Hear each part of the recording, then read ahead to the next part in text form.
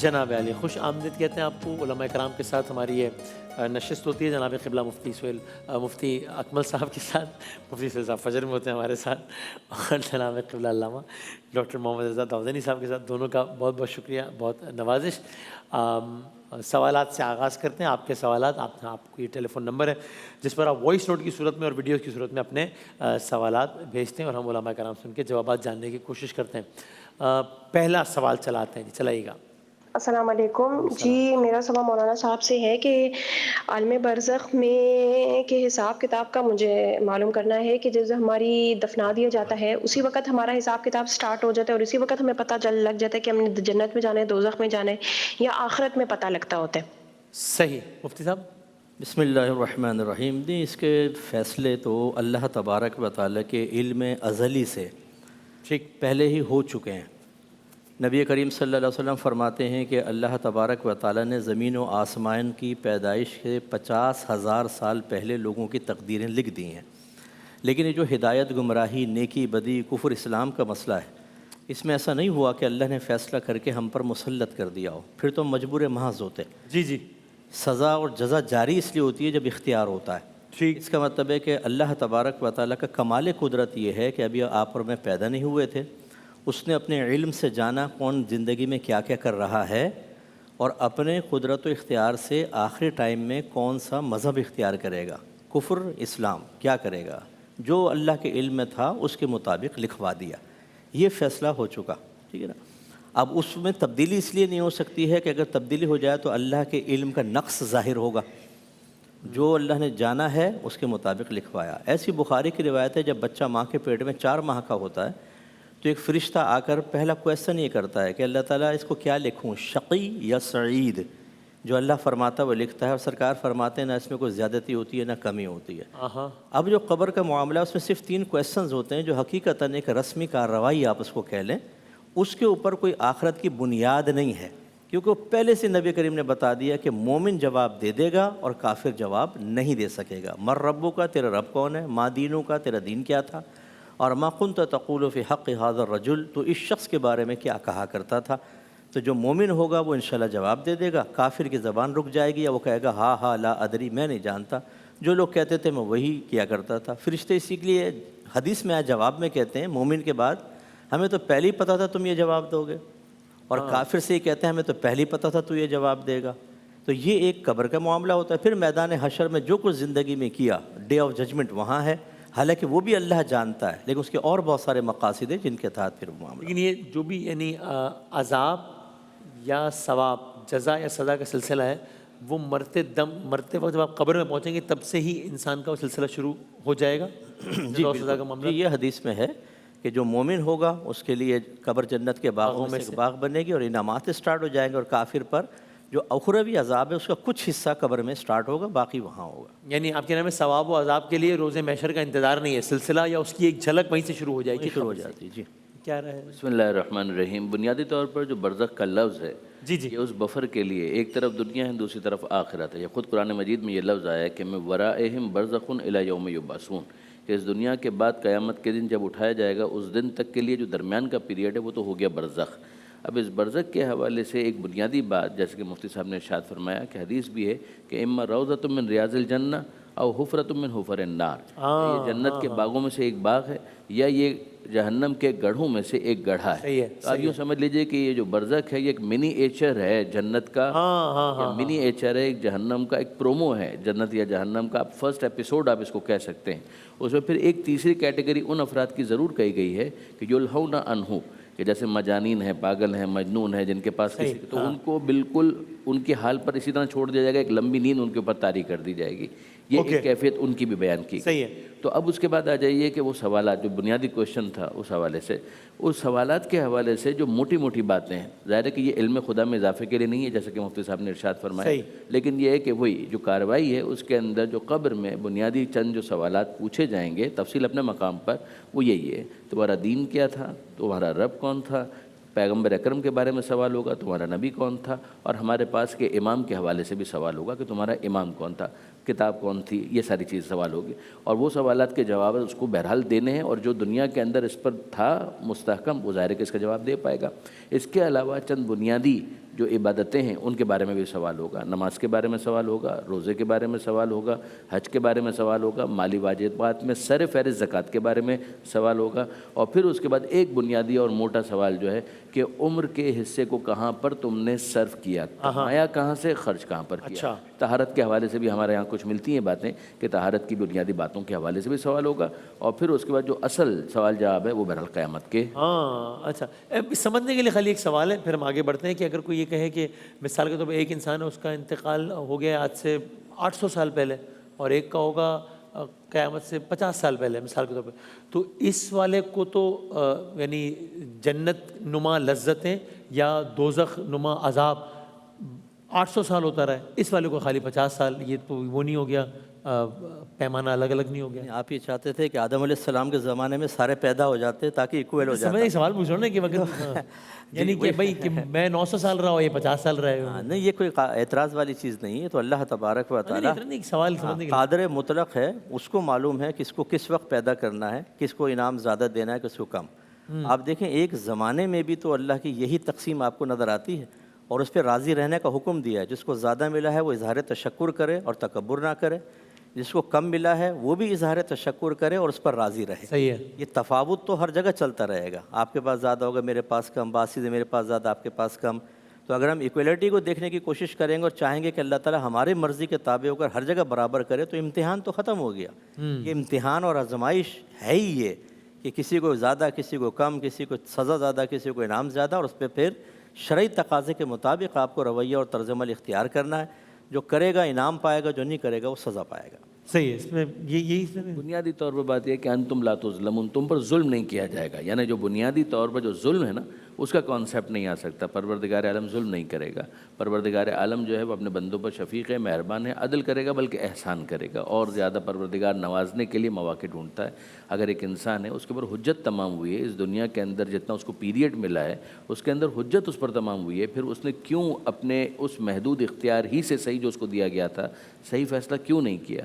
ایک انسان ہے کہ جس کے پاس کوئی عذر موجود تھا، کوئی جہالت کا عذر ہو سکتا ہے جس میں اس کی اپنی کوتاہی نہ ہو، یا مثال کے طور پر ماحول کا کوئی انفلوئنس ہو سکتا ہے جس میں اس کی اپنی کوئی کوتاہی نہ ہو، تو صحیح ہے یہ سارے عذر جو ہیں وہ پروردگار عالم ان کا ویٹیج رکھتے ہوئے اس کے مجرم ہونے کو ڈکلیئر کرے گا کہ یہ واقعاً کس درجے کا مجرم ہے، اور اگر یہ مجرم ہے تو پھر کس درجے کی اس کو سزا دینی ہے۔ تو یہ سارے معاملات پروردگار عالم کے ذمے پر ہیں۔ پروردگار عالم مالک یوم الدین بھی ہے، اور کئی معنوں میں ظلم سے بری ہے، سبحان اللہ، پروردگار ہر طرح کے عیب سے بری ہے۔ جزاک اللہ۔ چلیں جی اگلے سوال کی جانب پڑھتے ہیں۔ السلام علیکم ورحمۃ اللہ وبرکاتہ۔ وسیم بھائی، میرا ایک سوال ہے کہ کیا روزے کی حالت میں گولی ٹیبلٹ جو ہے وہ ہم نگل سکتے ہیں؟ یعنی پانی نہ پئیں، بغیر پانی کے ہم اسے نگل لیں۔ پیشنٹ ہے، مریض ہے، وہ روزے کی حالت میں گولی بامر مجبوری وہ نگل سکتا ہے؟ معصومانہ سوال تو نہیں ہے کہ ہاں انتہائی معصومانہ۔ اصل میں کوئی بھی دوا یا غذا منافذ بدن کے ذریعے داخل بدن ہو، منافذ منفذ کی جمع ہے، جو سوراخ وغیرہ جو ہوتے ہیں، ہاں وہ دوا کی صورت میں ہو یا غذا کی صورت میں، جیسے اندر جائے گی الگ سے نیچے اترا تو ختم ہو گئی نا بات، روزہ توڑ دے گی۔ ایسے ہی ہے نا اس میں تو۔ روزہ باطل ہو جائے گا، گنہگار نہیں ہے، اگر بیمار ہے تو بعد میں قضا کریں۔ صحیح، چلیں جی اگلا سوال چلیں۔ السلام علیکم، میں لاہور سے بات کر رہی ہوں۔ میرے 2 سوال ہیں علماء کرام سے۔ ایک یہ کہ اگر ہم وضو کر کے لیٹ جائیں تو سونے سے وضو ٹوٹ جاتا ہے؟ ٹھیک ہے، سونے سے وضو ٹوٹ جاتا ہے جی؟ یا مبتلات روزہ کی یا مبتلات وضو کی فہرست کے اندر سونا شامل ہے کہ اگر کہ انسان سو جائے اور ایسی نیند ہو کہ جس میں آنکھ دیکھ نہیں سکتی، کان سن نہیں سکتے، تو اس کا وضو باطل ہو جائے گا۔ یہی ہے معاملہ؟ جی بالکل، 2 شرائط جمع ہو جائیں تو وضو ٹوٹتا ہے نیند سے۔ ایک تو یہ کہ سرین جب بیٹھتے ہیں جس پہ ہم وہ جمے ہوئے نہ ہوں، اور دوسرا وہ حالت نیند کو روک نہ رہی ہو، ٹھیک ہے نا؟ تو جیسے ہم چت لیٹتے ہیں یا کروٹ کے بل لیٹتے ہیں تو سرین جمے ہوئے نہیں ہیں اور حالت نیند کو روک بھی نہیں رہی، اس میں بس آدمی سویا اور فوراً گئے۔ اور ایک صورت ہوتی ہے جیسے آپ اور میں یہ صوفے پہ بیٹھے ہیں لیکن اتنی گہری نیند ہو گئی، اب سرین جمی ہے کہ کسی نے 2-4 آوازیں دیں اور کوئی ہوش نہیں، یہ گہری نیند بھی وضو کو توڑ دیتی ہے، باطل ہونے کا سبب بن جائے گی، وضو کے باطل ہونے کا سبب بن جائے گی۔ ٹھیک، ہاں جی چلیں اگلا سوال چلائیں۔ وسیم بھائی، میرا یہ سوال ہے کہ شادی ہوتی ہے اور اس لڑکی کا انتقال ہو جاتا ہے، 4-5 سال گزر جاتے ہیں، اس کا شوہر اس کا حق مہر ادا نہیں کرتا اور اس کے بچی کا انتقال ہو جاتا ہے، تو آپ بتائیں اس صورت میں کیا اسلامی طریقے سے کیا ہے؟ صحیح ہے قبلہ؟ جی ہاں، دیکھیں یہ مہر جو ہوتا ہے وہ شوہر کے اوپر ایک دین ہوتا ہے. دین مینس قرض ہوتا ہے، سمجھ لیجئے. اب اگر بچی کا انتقال ہو گیا، ابھی تک مہر ادا نہیں ہوا، تو وہ مال وراثت میں شامل ہوگا. یعنی پہلے شوہر سے دلوا کر گویا کہ بچی کے مال میں شامل کیا جائے گا، پھر اس کے مال میں جتنے ورثاء ہیں ان میں وہ مال تقسیم ہوگا. اوکے اوکے، یہی ہے معاملہ. بالکل وہی، بالکل ایسے ہی. کوئی ٹھیک فرق ہے نہیں، بالکل وہی. ٹھیک ہے، چلائیں جی اگلا سوال رہے گا. السلام علیکم. کہ جو انسان کے دماغ میں برے برے خیالات، برے برے وسوسے آتے ہیں، کیا اس کا گناہ ہوتا ہے؟ کبھی انسان کے ذہن میں برے برے خیال اور وسوسے آ جاتے ہیں، اس کا گناہ ہوتا ہے جی؟ وسوسوں کا آنا اختیاری نہیں ہے. صحیح ہے. ظاہر ہے کہ اس کے اوپر پھر کوئی گناہ بھی نہیں ہے، لیکن یہ کہ بہرحال یہ نفس کے ایک کمزور ہونے کی علامت تو ہے. صحیح ہے. کہ یعنی ابھی نفس اتنا قابو میں نہیں ہے کہ وہ ان چیزوں کو کنٹرول کر سکیں. جیسے آپ کہیں نا کہ مثال کے طور پر بھائی میرے کمپیوٹر کے اندر وائرس آ گیا تو کیا میرا کوئی گناہ نہیں؟ آپ کا کوئی گناہ نہیں، لیکن آپ کا کمپیوٹر کمزور ضرور ہے. ہاں ہاں ہاں، کہ اس کے اندر کوئی ایسا اینٹی وائرس نہیں لگا ہوا کہ جو اس کو روک سکے اور اس کو آنے سے منع کر سکے. تو یہ اگر وسوسے آ رہے ہیں تو وسوسے آنے کا کوئی گناہ نہیں ہے، لیکن ڈیفینیٹلی نفسیاتی طور پہ یہ ڈسٹرب کرے گا. اس کا آسان سا حل یہ ہے کہ انسان اپنے آپ کو اچھی مشغولیات میں مصروف رکھے، اور پھر اگر کوئی ایسی چیز آ بھی رہی ہے نا تو اس کو گزر جانے دے. یعنی یہ میں نے ایک جگہ پڑھا تھا کہ بالکل ٹریفک کی طرح سے ہے کہ سڑک کے اوپر جو ٹریفک ہے نا، اگر آ گیا ہے تو اب آپ اس کو مزید روک کر اور پیچھے دھکیلنے کی کوشش کریں. اس سے بہتر یہ ہے کہ اس کو یہاں سے آگے گزر جانے دیں تاکہ سڑک جو ہے وہ اچھی ٹریفک کے لیے خالی ہو سکے. خیالات تو آئیں گے، اچھے خیالات جو ہیں ان کے لیے اس راستے کو کھلا رہنے دیں، اور ان اچھے خیالات کے لیے اچھی کتابیں پڑھیں، اچھے لوگوں کی صحبت میں بیٹھیں، اچھے علماء کے وعظ کو سنیں، اچھی تقریریں سنیں. اچھا ایون کوئی پروگرام بھی اگر اچھا ہے کہ جس کے اندر کوئی حرام کا پہلو نہیں ہے تو اپنے آپ کو انٹرٹین بھی کریں. ایکسرسائز کے اندر اپنے آپ کو انوالو کریں. کرکٹ کھیلنا چاہتے ہیں کرکٹ کھیلیے، جاگنگ پر جائیے، سوئمنگ کیجیے. یہ اچھی چیزیں انسان کے ذہن کو ایک خاص انداز سے ریفریش کرتی ہیں اور ان برے خیالات اور وسوسے سے اس کے لیے محفوظ ہونا آسان ہو جاتا ہے. صحیح ہے. میتھمیٹکس جو ہے نا، ریاضی خاص طور پر کہ انسان جو ہے 2+2=4، 3+3=6، یہ اس طرح کی جو ایکسرسائزز ہیں نا، اس کو بھی جو اس کے ماہرین ہیں وہ بتاتے ہیں کہ یہ بہت مفید ہیں، مؤثر ہیں کہ انسان کو اس طرح کی کیفیت سے باہر نکالے. اچھا مفتی صاحب، یہ حسد والا معاملہ بھی کیا یہی ہے کہ اگر یعنی کوئی سوال اگر کوئی پوچھے کہ بھئی کسی کے لیے ایک جیلیسی کا فیکٹر دل میں آ گیا، نہیں آنا چاہیے، نفس کی کمزوری کی علامت ہے، لیکن کیا اس پہ گناہ گار ہو گیا؟ اگر کوئی پوچھے کہ بھئی میں کیا کروں، یہ آ گیا میرے دل میں، یا نہیں؟ جب آپ اس برے خیال یا اس جیلیسی کی وجہ سے کوئی عملی اقدام کرتے ہیں، اس کی غیبت کرتے ہیں، اس کے خلاف سازش کرتے ہیں، تو اب آپ گناہ کے درجے میں داخل ہوتے ہیں، یا نہیں جس لمحے آپ کے دل میں کوئی حاسدانہ خیال آیا ہے اسی لمحے آپ گناہ گار ہو گئے؟ یہ حضرت کی بات کو آگے کرتے ہوئے کہ اگر آپ ایک کمپیوٹر لیتے ہیں تو سب سے پہلے جب آپ کو پتہ ہے کہ حالات خراب ہیں تو اینٹی وائرس ڈالیں اس میں. ورنہ خراب ہو جائے گا. یہاں آپ اینٹی وائرس نہیں ڈالتے تو پھر حملہ ہو جاتا ہے. وائرسز بھی 2 ٹائپس ہوتے ہیں. ایک وہ ہوتا ہے کہ خود بخود آ جاتے ہیں، کلک کہیں کیا آ گیا. ایک ہے کہ پنگا بھی تو آپ ہی کرتے ہیں جان بوجھ کے. صحیح ہے. کہا ہے کہ یہاں کلک نہ کرو، اس ویب سائٹ پہ نہ نہیں ہوگا. نون جگہ پر کلک نہ کرو، آپ کرتے ہیں تو وائرسز تو آنے ہی آنے. اب یہی آپ کے حسد کا مسئلہ ہے کہ یہ پہلے سے ہی ہمیں بچوں کو ایسی تربیت دینی چاہیے، پیرنٹس کو خود اپنی تربیت کر کے بچوں کو، کہ ان میں حسد پیدا ہی نہ ہو. ہمارے اکابرین نے فرمایا کہ بچوں کے ذریعے چیزیں دوسرے بچوں میں تقسیم کروائیں، ان دوسرے بچوں کی تعریف کر کے ان کی کیفیات کو دیکھیں، کوئی جیلسی کی مادہ تو نہیں پیدا ہو رہا، پھر ان کے اندر اس کی حل کرنے کی کوشش کریں. شروع سے تربیت ہوگی تو آگے ایسا نہیں ہوگا.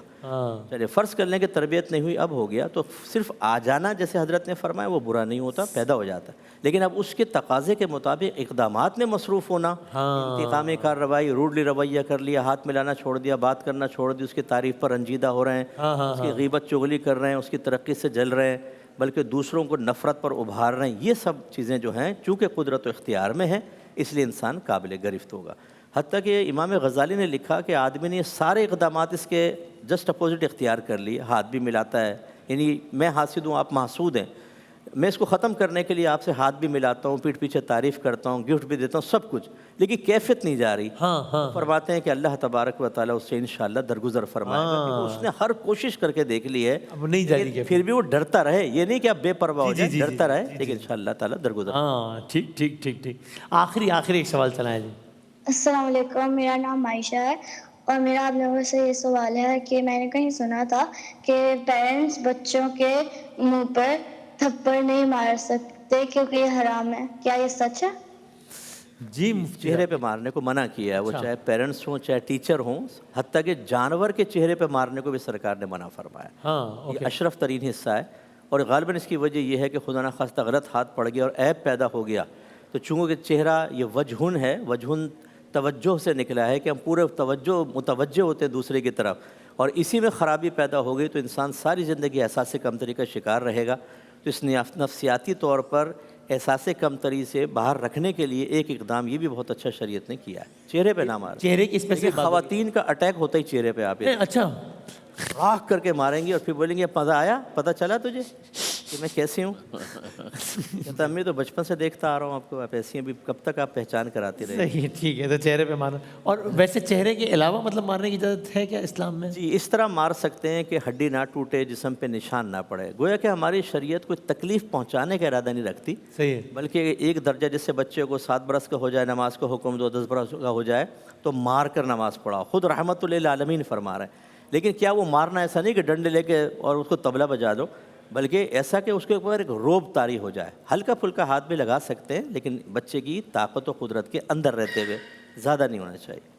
اس کے اندر ہمارے یہاں بھی یہی ہے کہ بنیادی جواب ہے نو، نہیں مار سکتے۔ صحیح، پہلا جواب ہے کہ نہیں مار سکتے۔ ٹھیک ہے، فرض کیجئے کہ بچہ جو ہے وہ کسی اور کو اذیت پہنچا رہا ہے یا گناہ ہے، ایسا کوئی گناہ کر رہا ہے کہ جو بعد میں اس کے لیے ایک عادت سی بن جائے گی بالغ ہونے کے بعد، اور تربیت کے لیے بہت ضروری ہے، کہنے پر پیار سے سمجھانے کے باوجود نہیں مان رہا، تو پھر اس کے بارے میں کہا گیا کہ 3 ضرب سے زیادہ نہیں لگایا جا سکتا، اور وہ بھی باپ کو اس بات کا اختیار ہے یا باپ کی اجازت سے کوئی دوسرا یہ کام کر سکتا ہے۔ یہ ضرب بھی اتنی ہلکی ہونی چاہیے کہ ہڈی ٹوٹنا تو دور کی بات ہے، جلد سرخ بھی نہ ہونے پائے اور نیلی بھی نہ ہونے پائے۔ صحیح، ٹھیک ہے، بالکل۔ بہت شکریہ تمام علماء کرام کو، دونوں علماء کرام کا بہت بہت شکریہ۔ ہم ایک بریک کے بعد حاضر ہوتے ہیں قرآن سائنس سیگمنٹ کے ساتھ انشاءاللہ۔